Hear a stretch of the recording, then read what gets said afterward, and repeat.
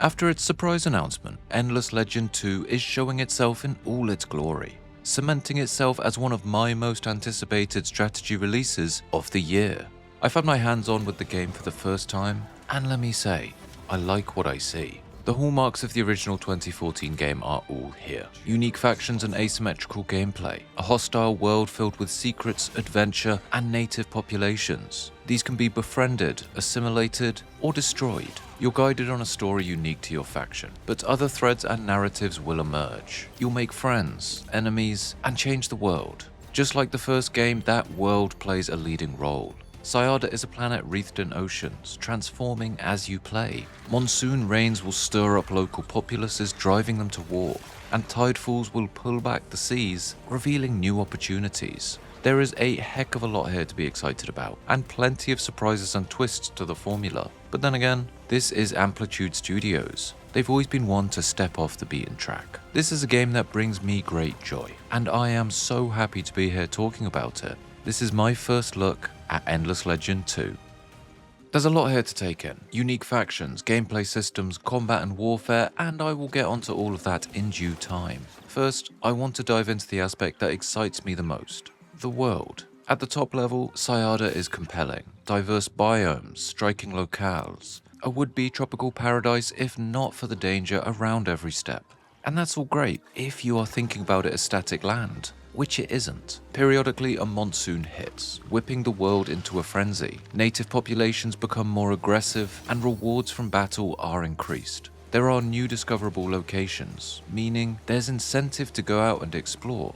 Neutral factions are scrappier, so more danger, but meeting that danger nets you bigger spoils. But that's just one side of it. Once the weather calms, there is a tidefall. The oceans pull back, revealing new land. New resources will appear, pathways to other empires will emerge, and the waves will give way to strongholds. Dangerous POIs that promise a difficult fight, but powerful gear if you can meet the challenge. The exploration angle of 4X games is a key part, but in most, it is relegated to those first few turns. This is Amplitude's attempt to make exploration compelling and consistent, and expansion a periodic part of the game. And I think it's brilliant. It's unpredictable. You can make educated guesses by looking at the map, but you can never truly know where your next point of expansion lies. You might have one eye on a hostile neighbor, only for the tidefall to reveal a path to another continent and a much more dangerous foe. Important resources are revealed bit by bit with these events, meaning you can't just stay on your starting spot and remain static. There's a gold rush to bag these resources, one that can, and probably will, end in violence. I think this is great game design. It fits the setting and is mechanically interesting. It is the standout feature of the game for me, which is a difficult thing to say, given there is so much about this game that stands out. The most obvious being the game's factions. They are asymmetric. Each one comes with their own quirks and playstyles which change the way you approach the game. And if you played the first title, you should know that they can get pretty wild. The first here, and probably the most vanilla faction we will get, are the Kin of Sheridan. I got technologically advanced Roman Empire vibes from these lot, and while they aren't the most flashy, I like the way they play.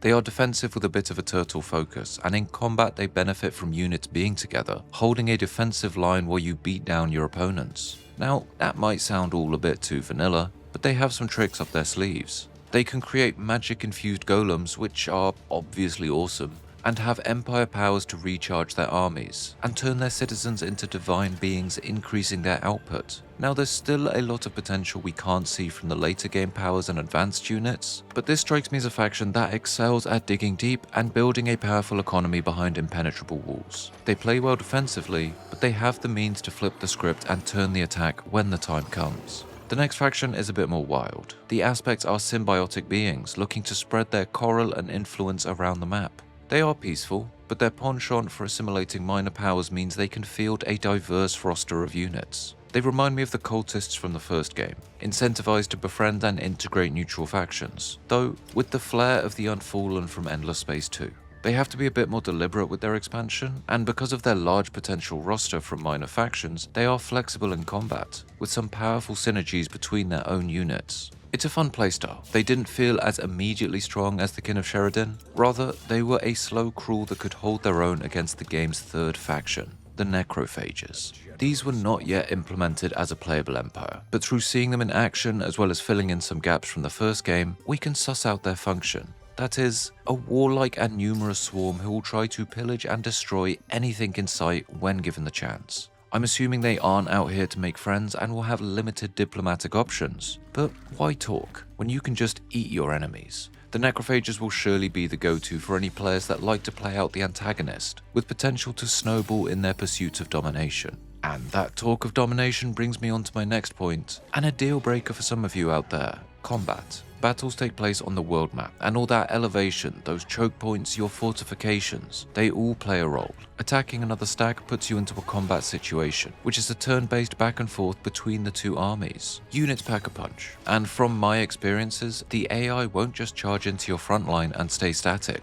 They'll try and flank you, hit your backline, and take out your hero, which is good to see. This goes for other empires, but also minor factions which are not yet friendly, the fortresses revealed by the Tidefall, as well as the occasional quest with a battle component. There are plenty of opportunities to fight, even when tensions between major powers are calm. You'll have a few heroes in your armies, and these can be equipped with gear and upgraded and specialized with perk points. Furthermore, units can be honed with different specialization options, so a bit of customization there, but not as much as the first game. Honestly, I am okay with this. The original's unit customization was cool, but it felt like a lot of busy work for not much benefit. I am keen to hear what others think of this change though, down in the comments. While I'm comparing it to the first game, I will say it flows a lot better and feels more deliberate. There is some jankiness and information not displayed very clearly, but I am looking at a pre-early access version here, so we can expect it to keep getting refined and improved. As a first iteration though, I like the approach. It adds a tactical element to war that a lot of 4X games lack, but it doesn't lean so heavily into it that it slows the game down.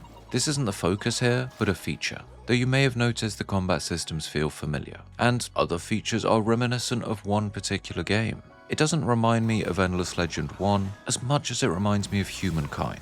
That might not be what some of you want to hear, but hear me out on this, because I don't think that's a bad thing. Despite its issues, Humankind did a lot of things well. The visuals, polish and details of the game, its world, all of that was fantastic. It had character and identity. It was striking. Endless Legend 2 has all of that in spades. It looks, feels, and sounds excellent. The combat in Endless Legend 1 was clunky. Humankind built on that, and Endless Legend 2 is building on top of that. The districts and improvements, spreading your city around and playing off adjacency bonuses. This does that too. The UI is clean, stylish, and deliberate. The world is rich and diverse. Humankind had some great ideas, but they fumbled the execution. By now they've learned their lessons, and they want to design this around their players. And going through early access, I believe, is a really smart move. It already feels polished and well put together. This approach does not strike me as a necessity, but rather a decision to get feedback and adjust the game to be its best possible version. Humankind showed a lot of promise, but it feels like its potential was never realized. I feel like they know where they went wrong, but they also know what they did well. Humankind walked, so Endless Legend 2 can run. That is my hope for this game, because I am looking forward to it. The demo version I played lasted until turn 125. Just after the second Tidefall revealed more resources, treasures, and dangers to encounter, I got a glimpse at the next phase, and I was excited for that gold rush, eager to go head-to-head with opponents to secure them. Both factions felt individual and compelling, and there'll be more to dial that up even further. Their goal of re-injecting that exploration phase back into the game time and again, it's so refreshing. There were understandable problems, some finicky controls and bugs and whatnot, but this isn't even the early access build. This is pre-release. If this is gonna be the roughest shape this game is ever gonna be in, the objective worst version I am ever gonna play of it, well, then I think we have the makings of something with huge potential on our hands. But what do you think? Is this the Endless Legend sequel you wanted? Do you feel the Humankind influences? And what are your expectations for the game? Any thoughts, questions, observations, whatever, get them down in the comments below. If you've had fun today, be sure to drop a like and subscribe to the channel. I am here every week with strategy content, and we've loads more going on this channel. I will also 100% be returning to Endless Legend 2 as the game nears its release, so be sure to stay in the loop for that. But anyway, this has been my first look at Endless Legend 2, a return to the spotlight for a fantastic series, and one I am so psyched to see more of.